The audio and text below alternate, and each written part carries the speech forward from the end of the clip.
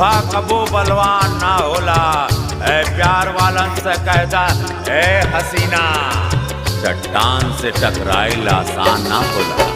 प्रीत के रीत को जाहिल का जानी, दिल में तू हमारा समा जाए रानी, दिल में तू हमारा समा जाए रानी। छूके देहिया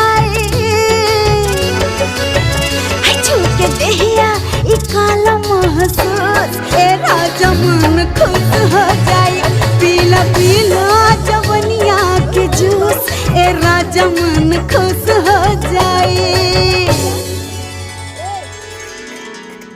अरे मामू को बाय बोल दो, मामू को बाय बोलो, मामू को बाय कर दो।